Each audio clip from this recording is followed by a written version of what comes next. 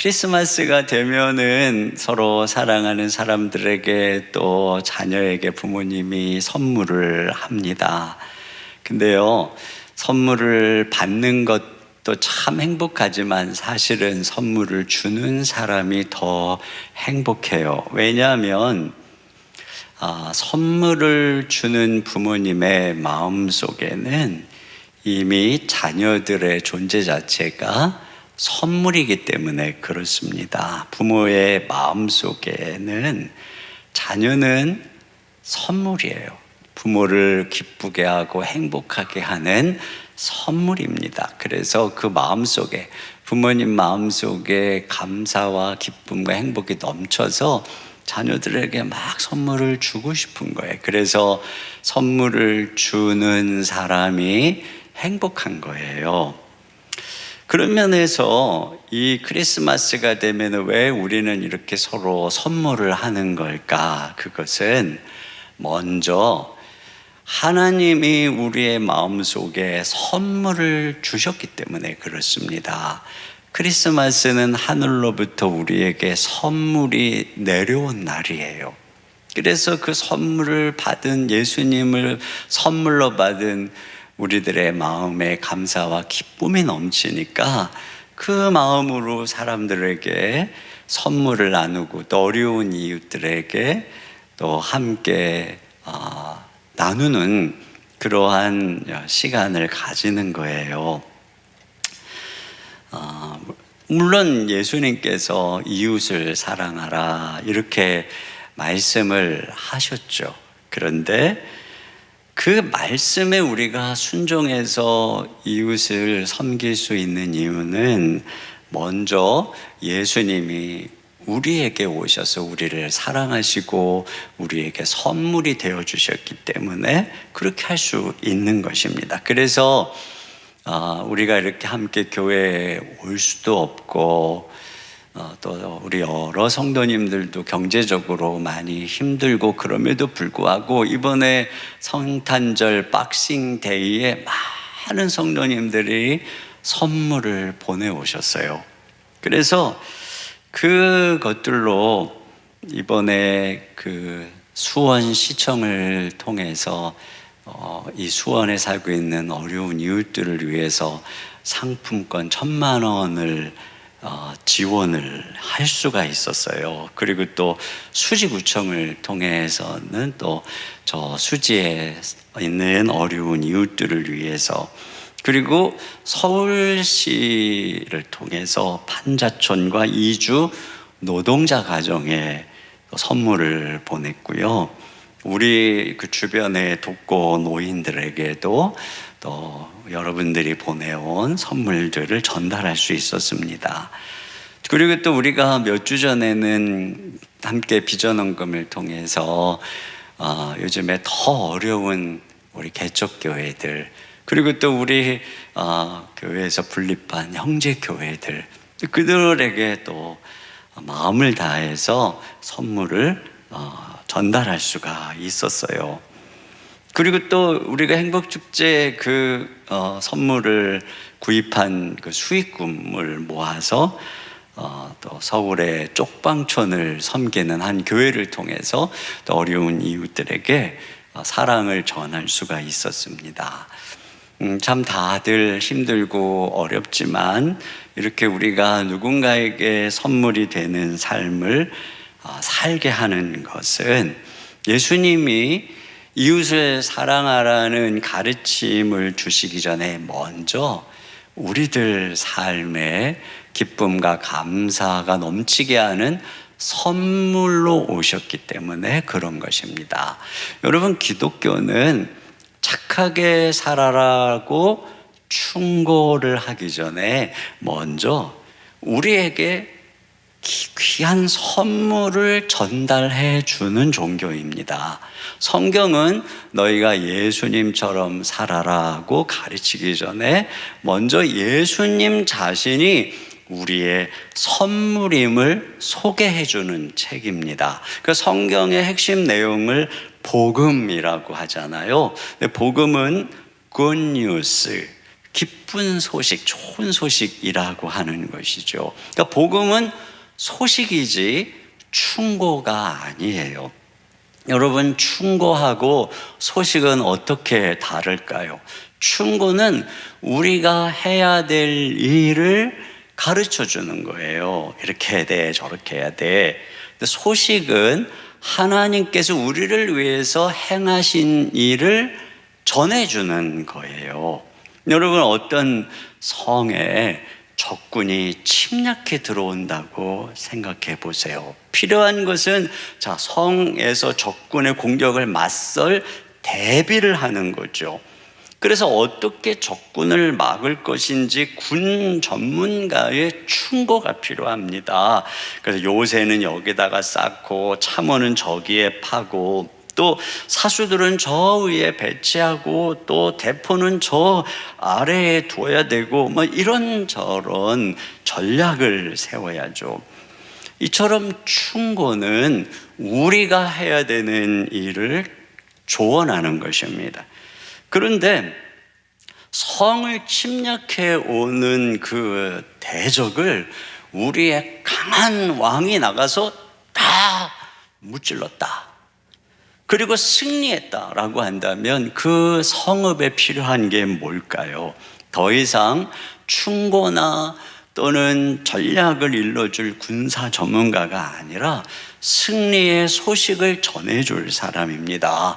더 이상 요새를 구축하지 마라. 이제 그만 두려워하고 도망갈 필요가 없다. 너희를 스스로 구하려고 애쓸 필요가 없다. 이미 우리의 왕께서 원수를 무찌르셨다. 우리를 구원해 주셨다. 라는 소식을 전해줄 사람이 필요한 것입니다.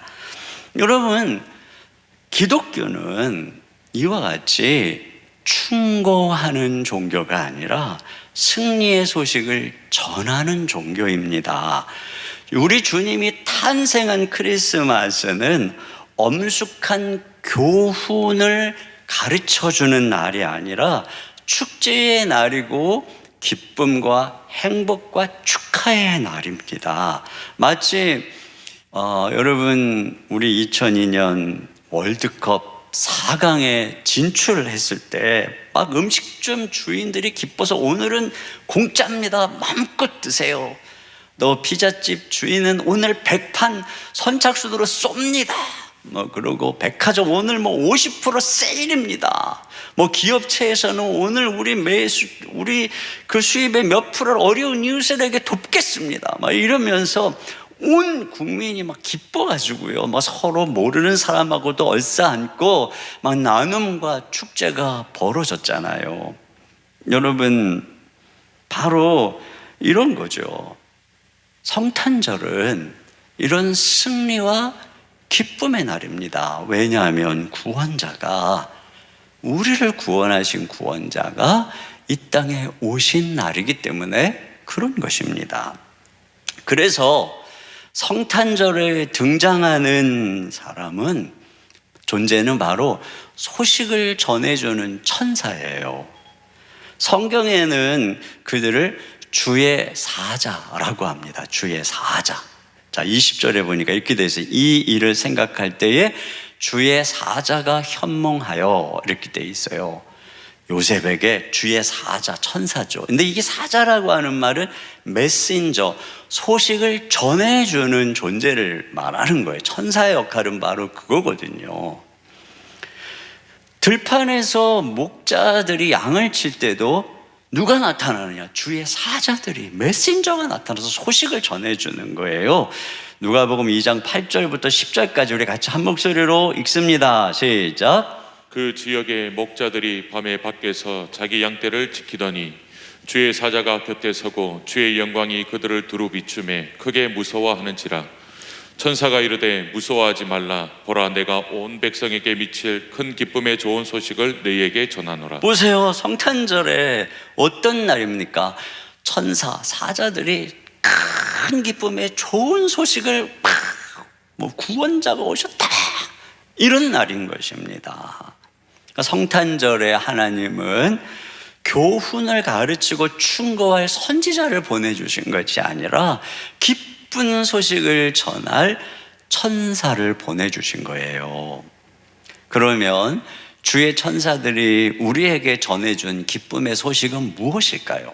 첫째로 죄에서 우리를 구원할 분이 오셨다라고 하는 소식입니다. 21절을 다 같이 읽습니다. 시작. 아들을 낳으리니 이름을 예수라 하라. 이는 그가 자기 백성을 그들의 죄에서 구원할 자이심이라 하니라. 네, 여러분, 우리를 죄에서 구원하실 분이 오셨다라고 하는 소식인 거예요. 요즘에 우리 온 국민이 가장 기다리는 것은 이 코로나 백신입니다. 이런 상황에서 만약에 누군가가 내년 1월 1일부터 온 국민이 아주 안전한 코로나 백신을 맞을 수 있습니다, 그러면 아마 엄청 기뻐할 거예요. 왜냐하면 그러면 더 이상 코로나19에 감염돼서 또 죽음을 두려워할 필요가 없고, 가족들이 또 서로 이 연말연시에 만날 수도 있고, 교회 와서 마음껏 예배드리고 또 찬양도 할 수 있고, 가족과 또 친구들과 함께 놀러도 가고, 레스토랑에 가서 맛있는 식사도 할 수 있고, 영화관에 가서 영화도 볼 수 있고, 새해를 맞이하는 해돋이도 가서 볼 수 있고, 스키장도 갈 수 있고, 졸업식도 할 수 있고, 입학식도 할 수 있고, 여러분들이 기다리는 학교에도 다닐 수 있고, 또 사업장에서는 마음껏 사업도 하고 또 물건도 팔 수 있고, 그러니까 너무 기쁜 소식이죠. 그런데 여러분, 우리 모든 인류에게 코로나 바이러스보다 더 무서운 바이러스가 있다는 걸 알아야 돼요. 그것은 바로 죄의 바이러스예요. 이 죄의 바이러스에 다 사람들이 감염됐기 때문에 세상에는 무서운 일, 끔찍한 일이 일어나는 거예요. 서로 싸우고 상처 주고, 가정도 깨어지고, 또 병들고 늙고 죽는, 그래서 서로 헤어지는 슬픈 일이 일어나는 거예요. 그리고 죽은 이후에는 영원한 지옥으로 들어가는 두려움이 있는 거예요. 그래서 이 세상의 모든 사람들이 일생 동안 꼭 맞아야 되는 백신, 그것은 바로 죄의 바이러스를 제거할 백신인 것입니다. 그런데 그 죄를 이기는 백신은 오직 죄가 없는 사람의 피로만 만들 수가 있어요. 그러나 이 땅에는 모든 사람이 다 죄에 감염되어 죄인으로 태어나기 때문에 어떤 사람의 피로도 죄의 바이러스를 이길 백신을 만들 수가 없어요. 그래서 하나님께서 죄가 없으신 하나님의 아들이 이 땅에 사람이 되어 태어나게 하신 거예요. 그래서 그 예수님의 잉태를 오늘 성경이 독특하게 표현을 하죠. 18절을 다시, 18절입니다. 시작. 예수 그리스도의 나심은 이러하니라. 그의 어머니 마리아가 요셉과 약혼하고 동거하기 전에 성령으로 잉태된 것이 나타났더니. 여기 보세요. 성령으로 잉태되었다는 것입니다. 그래서 성경은 예수님은 마리아, 이 처녀인 마리아에게서 났다는 거예요. 23절에 보니까 보라, 처녀가 잉태하여 아들을 낳을 것이요. 그러니까 예수님은 죄인인 아빠와 엄마에 의해서, 이미 죄의 바이러스에 감염된 아빠와 엄마에 의해서 죄의 바이러스에 감염된 존재로 태어난 것이 아니라 성령님에 의해서 잉태되어 죄가 없는 사람으로 이 땅에 오신 분이신 거예요. 그래서 왜 그렇게 오셨느냐? 이 구약 성경의 예언대로 우리의 모든 죄를 용서하기 위해서 예수님이 흠없는 어린 양, 이 죄를 사해주는 제물에 드려질 흠없는 어린 양이 되시려고, 그래서 예수님은 십자가라고 하는 제단에서 당신의 몸을 하나님께 우리 죄를 위한 제물로 드리신 거예요. 그래서 예수님이 십자가에서 우리 위해 죽으시고 흘리신 피, 그 피로 말미암아 모든 죄가 사함을 받는 바로 죄의 바이러스를 없애버리는 백신이 만들어지게 된 것입니다. 이 백신 주사는 공급량이 부족하지도 않아요. 또 비싸지도 않아요. 하나님의 아들이 자기 목숨을 내어서 주신 것이기 때문에 모든 인류가 저 과거에서부터 저 미래에까지 모든 인류가 다 맞아도 넉넉한 값을 하나님이 다 치르셨어요. 그래서 부자 나라만 먼저 맞거나 가난한 나라는 못 맞거나 그런 게 없어요.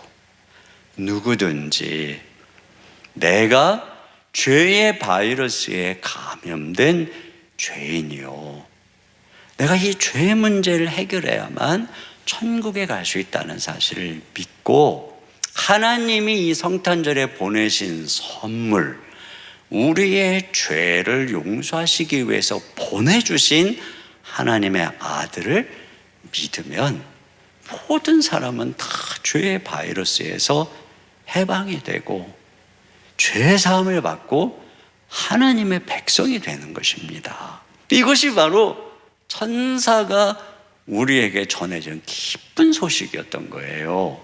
또 두 번째로 천사가 전해준 소식은 하나님이 우리와 함께 하신다는 소식입니다. 23절입니다. 시작. 보라, 처녀가 잉태하여 아들을 낳을 것이요 그의 이름은 임마누엘이라 하리라 하셨으니 이를 번역한즉 하나님이 우리와 함께 계시다 함이라. 그렇습니다.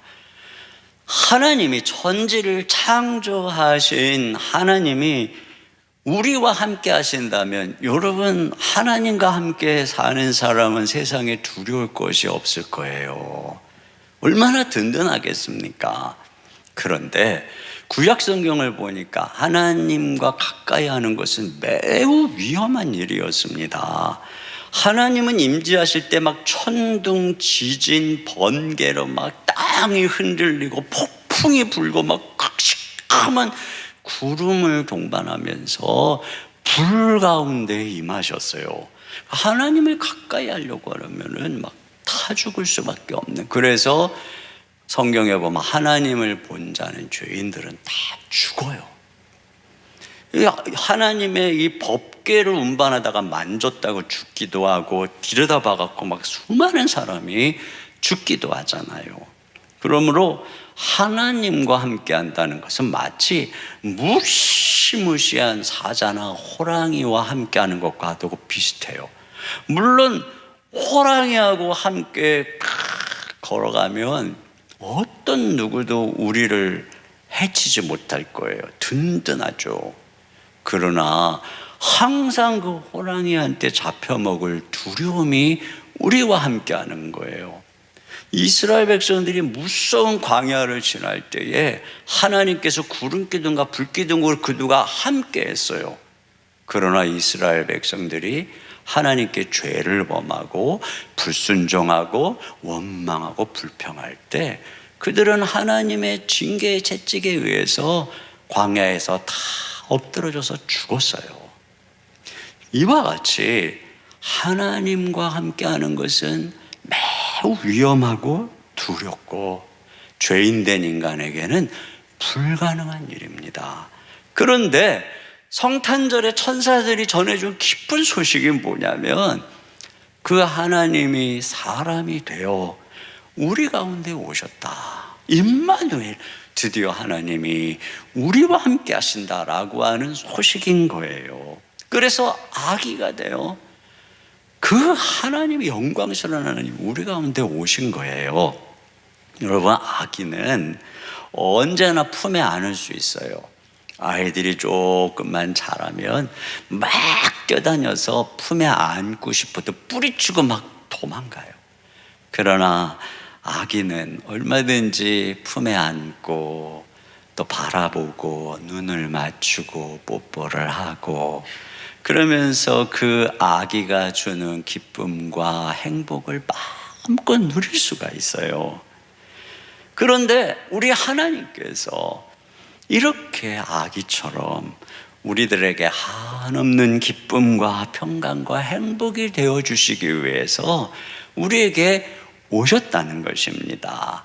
그래서 예수님이, 그 하나님이신 예수님이 우리들 가운데 오셔서 걸으시고 함께 잡수시고 함께 생활하시고, 그러다가 예수님은 당신의 생명을 우리를 위해 십자가에서 다 내어주시고, 그리고 부활하셔서 영원히 우리와 함께하는 하나님이 되신 것입니다. 성경은 바로 그 예수님이 천지 만물을 창조하신 하나님이시고 하나님의 본체의 형상이요 영광의 광채다, 하나님의 그 영광스러운 모습이 나타난 분이라고 말씀하고 있습니다. 하나님께서 이와 같이 우리와 함께 하신 사건이에요. 예수님이 사람이 되어 오신 것은 말이죠.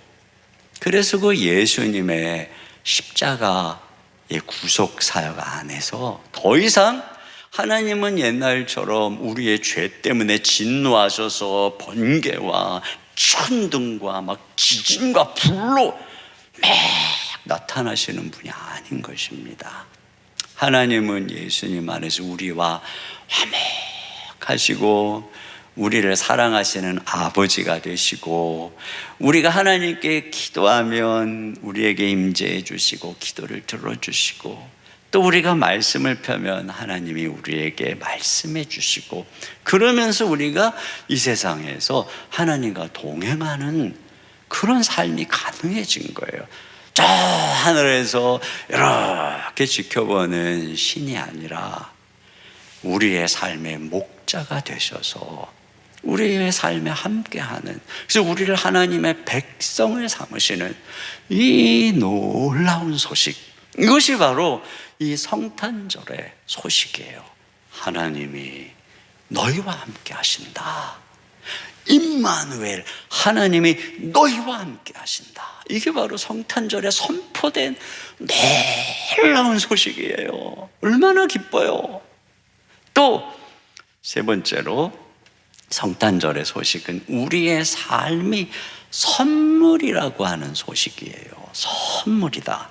예수님께서 이렇게 사람이 되어 몸을 입은 건 잠깐이 아니에요. 그러다 하나님으로 돌아가신 게 아니고, 예수님은 부활하실 때 몸으로 부활을 하셨어요. 영광스러운 몸이지만, 그래서 예수님은 영원히 몸을 입고 계신, 영원히 사람이시며 하나님이신 분이 되신 거예요. 그러니까 생각해 보세요.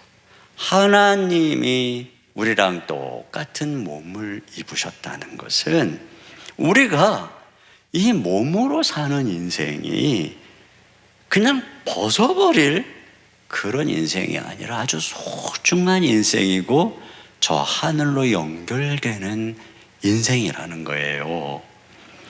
예수님이 아담처럼 이 세상에 그냥 장성한 어른으로 짠 나타나신 것이 아니잖아요. 마리아의 태에서 잉태되어 10달 동안 만들어지셨어요. 온전한 사람으로. 그리고 태어나서 엄마 품에 안기고 부모님의 보살핌 속에 이렇게 자라가셨잖아요. 그리고 성인이 되어 자신의 삶을 인류에게 나누어주는 삶을 사셨습니다. 이런 과정들은 우리가 엄마의 태중에서 잉태되어 태어나서 자라서 어른이 되는 이 과정이 얼마나 소중한 것인가를 보여주는 거예요. 태중의 아이는 아직 태어나지 않았다고 함부로 해도 되는 불완전한 생명이 아니에요. 하나님께서는 우리가 모태에서 다 만들어지기 전에 이미 우리를 보셨다라고 말씀하고 있어요. 시편 139편 16절에 보니까 내 형질이 이루어지기 전에 주의 눈이 보셨으며, 그러니까 엄마의 태에서 아직 다르게 만들어지고 있을 때 하나님이 이렇게 보고 계셨다는 거예요. 그러면서 하나님이 어떻게 하셨느냐? 그 다음 16절 하반절입니다. 시작. 나를 위하여 정한 날이 하루도 되기 전에 주의 책에 다 기록이 되었나이다. 네, 태어나기 전에, 정한 날이 하루도 되게 태어나기 전에 이미 주의 책에 우리의 인생에 대한 하나님의 계획을 다 기록했다는 거예요. 그러니까 이 세상에 태어난 사람 중에 우연히 태어난 사람은 아무도 없어요. 부적절한 부모는 있을 수 있지만 부적절한 자녀는 한 명도 없어요. 그러므로 태중의 아이는 며칠이 되었든 몇 주가 되었든 하나님의 계획 속에 만들어진 생명이기 때문에 그 아이를 함부로 낙태한다는 것은 하나님의 소중한 생명을 빼앗는 것입니다. 우리의 삶은 태중에서부터 아주 복된 삶이라는 거예요. 그리고 우리 주님께서 아기로 태어나서 키가 자라고 지혜가 자라고 하나님과 사람 앞에 사랑스럽게 자라셨잖아요. 이것처럼 우리 아이들은 부모님의 보살핌 속에서 키가 자라고 지혜가 자라고, 그리고 하나님의 은혜 속에서 또 부모님의 사랑 속에서 잘 자라서 그 아이들을 향한 하나님의 꿈, 그 꿈이 그 안에서 무럭무럭 자라야 돼요. 그럼 우리 아이들은 누구냐? 하나님의 꿈이에요. 우리 교회의 미래고 또 우리 민족의 미래예요. 그렇게 소중하게 자라고 있는 우리 아이들이니까 너무 귀한 거예요. 아이들이 뭐 힘이 없다고, 아직은 다 배우지 못해서 또 뭐 잘 모른다고 무시하면 안 돼요. 아이들은 너무나도 소중한 미래의 꿈이죠. 그렇게 해서 우리 주님께서 장성하여 어른이 되었을 때 우리 주님은 온 세상의 구원자가 되셨습니다. 우리 주님은 모든 세상의 선물이 되셨습니다. 이처럼 예수 그리스도 안에서 우리 아이들이 잘 자라면 이제 우리의 인생은 예수님 안에서 세상을 향한 선물, 아주 의미 있고 가치 있는 인생이 되는 것입니다. 얼마를 배웠든 어떻게 생겼든 상관이 없어요. 예수님 안에 있는 인생은 누구든지 가족들에게, 이웃에게, 모든 사람들에게 선물이 되는 아주 가치 있는 인생이 되는 것입니다. 여러분, 우리가 몸으로 사는 삶이 죄인이니까, 아직 이 죄의 습성이 있으니까 죄를 짓기도 하고, 또 때로는 상처를 입기도 하고, 아프기도 하고, 병들기도 하고, 눈물을 흘리기도 하고, 그러다가 죽죠. 그렇다고 해서 우리의 인생이 형벌의 인생을 사는 것도 수고와 슬픔으로 끝나는 인생이 아니에요. 예수님 안에서 구원자가 오셔서 우리 인생의 의미를 확 바꿔놓으신 거예요. 그래서 우리의 인생은 누군가를 위한 선물로, 하나님의 놀라운 사명을 가진 선물로 그 인생을 살아가는 것이고, 그렇게 살다가 죽으면 예수님처럼 하늘나라 천국으로 가는 거예요. 그리고 장차 예수님 재림의 날에 우리의 이 몸이 영광스러운 몸으로 부활해서 새하늘과 새 땅에서 영원히 하나님과 함께 살아가게 되는 거죠. 이것이 바로 성탄의 소식이에요. 죄 가운데서 영원한 지옥으로 절망 가운데 있던 우리들을 향해서 이런 어마어마한 기쁜 소식이 전해진 날이 바로 언제냐? 성탄절이라고 하는 것입니다. 어떤 면에서 예수님은 동화 속의 왕자 같은 분이세요. 숲속에 잠자는 미녀가, 마법에 걸려 잠자는 미녀가 그 마법에서 풀어줄 왕자를 기다리듯이 미녀와 야수에서 사랑을 알지 못해 야수가 된 그 왕자가 그 사랑을 일깨워줄 미녀를 기다리듯이, 이 동화 속의 이야기처럼 이 세상은 마법에 걸려 있어요. 마귀의 죄의 마법에 걸려서 다 사망의 잠을 자고 있어요. 하나님도 알지 못하고 우리 인생이 얼마나 소중한지도 모른 채 욕심을 따라서 다 죄의 사망의 잠을 자고 있어요. 그런데 동화 속에서 왕자와 공주가 나타나서 마법을 풀어주듯이 예수님이 이 땅에 오셔서 죄의 마법에 걸린 우리를 풀어주시는 것입니다. 바로 그 놀라운 일이 예수님 안에서 일어난 것이지요. 그 예수님은 막 판타지 영화의 막 구원자와 같은 분이신 거예요. 여러분, 반지의 제왕을 보면은 막 그 오크, 트롤, 막 고블린, 막 이런 무시무시한 막 괴물들이 그냥 떼를 막 이렇게 떼를 쥐어가지고 막 칼을 들고 방패를 들고 투박투박 성을 함락하려고 다가오잖아요. 그런데 막 우리의 그 선한 사람들의 군대가 열세에 몰렸는데 저쪽에서 원군이 팍 나타나고 막 간달프가 막 구원자처럼 쫙 나타나잖아요.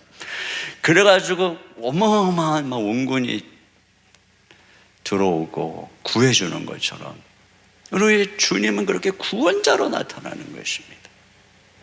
그리고 결국에는 그 소년의 희생으로 절대 반지를 팍 불태웠을 때 모든 악이 다 괴멸하는 것처럼 그렇게 예수님께서 십자가에서 죽으시고 승리하셨을 때 모든 마귀와 그 졸개들과 악의 모든 세력은 전부 괴멸한 것입니다. 그래서 예수님 안에서 진정한 구원과 승리가 주어진 거죠. 그 예수님은 그런 구원자로 이 땅에 오신 분이라는 것입니다. 그러니까요, 예수님은 동화 속에 왕자와 같고 구원자와 같아요. 사람들은 동화나 판타지는 비현실적인 상상에 불과하다고 말합니다. 그런데 반지의 제왕이라고 하는 이 소설을 쓴 톨킨은 뭐라 그랬냐면은 아이들은 어른이 되어도 동화를 좋아하는 마음이 사라지지 않을 거라고 얘기를 했습니다. 그 이유는 동화는 우리에게 어떤 상상의 이야기를 해주는데 그 이야기 속에서 사람들은 시간으로부터 벗어나고 죽음으로부터 벗어나고 또 천사와 하늘의 존재와 교감을 하고 깨지지 않는 완전한 사랑을 경험하고 악에 대한 승리를 경험하기 때문이라는 것입니다. 그래서 사람들이 어른이 돼도 동화의 이야기를 기억하고 또 그런 걸 읽고 막 영화로 만들고 하는 이유는 바로 사람들의 마음속에 이 동화의 이야기가 전해주는 그 깊은 갈망이 있기 때문이라고 얘기를 했어요. 그렇잖아요. 우리들 안에 정말 천사처럼 하늘을 마음껏 날아다니는 갈망, 죽음을 뛰어넘고 다시 살아나기도 하는 갈망, 영원한 로맨스의 갈망, 악당을 혼내주고 물리치는 갈망, 슈퍼맨과 어벤져스 같은 구원자가 나타나기를 기다리는 갈망, 이런 갈망이 있어요. 그런데 팀켈러 목사님이 이런 얘기를 했어요. 만약에 정말 하나님이 인간이 되어 이 땅에 태어나신 것이 사실이라면, 만일 그분이 우리의 죄를 위해서 죽으시고 부활하신 것이 사실이라면, 그렇다면 동화 속의 이야기처럼 인간이 죄의 마법에 걸린 것도 사실이고, 동화 속의 상상처럼 구원자가 나타나서 왕자가 나타나서 그 마법을 풀어준 것처럼 우리 모든 인류의 구원자가 우리를 구원하신 것도 사실이다. 그러므로 예수님은 동화 속의 이 모든 우리의 갈망을 현실로 성취하신 분이시라고 이야기를 했어요. 여러분, 바로 그 멋진 날이 성탄절입니다. 예수님께서 이 땅에 오셔서 우리 속에 있는 그 갈망을 채워주시고 우리를 마법에서 깨워주시고 우리의 구원자가 되시고 우리의 선물이 되셔서 우리의 큰 기쁨과 행복이 되신 날, 그날이 바로 성탄절입니다. 그러므로 이날 우리는 기쁨으로 우리 안에 있는 기쁨을 다른 사람과 나누고 우리의 입을 열어서 이 기쁜 소식을 천사처럼 전하는 것이에요. 그리고 우리 온 마음을 다해서 우리의 구원자 그분께 경배하고 그분께 감사드리고 무엇보다 그 아기 예수님처럼 우리의 진정한 평안과 기쁨으로 오신 그분을 마음속에 영접하는 거예요. 여러분의 가정에, 여러분의 삶 속에 이 성탄절에 오신 예수님을 아기 예수님처럼 모시세요. 영접하세요. 그러면 주님이 여러분 마음속에 있는 모든 갈망을 이루어 주시는 동화 속의 왕자님처럼 여러분의 삶에 행복과 기쁨을 주실 것입니다. 우리 이 시간에 그런 마음으로 우리 찬양을 같이 드렸으면 좋겠어요. 그 어린 주 예수 눌 자리 없어. 이 찬양을 이게 두 개가 나오는데 우리 지난주에는 앞에 찬양의 곡조로 불렀는데 또 하나의 찬양의 곡조로 우리가 이 찬양을 드릴 건데요. 114장에 우리 주님이 내 삶에 오시옵소서, 예수님 우리 가정에 오시옵소서. 자, 이런 마음을 가지고 우리 그 어린 주 예수 눌 자리 없어 우리 같이 찬양하겠습니다. 그 어린 주 예수 늘 자리 없어 그 귀하신 몸이 우유에 있네.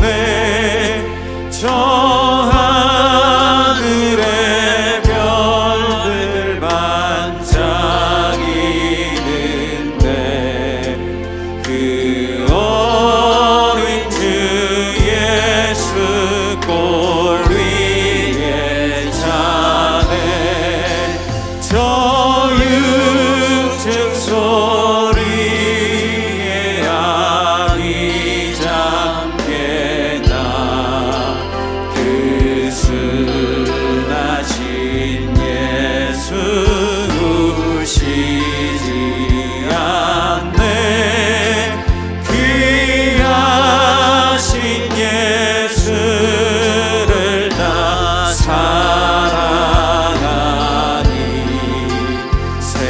새날이 밝도록 함께 가소서. 주 예수 내 곁에 주 예수 내 곁에 가까이 계셔.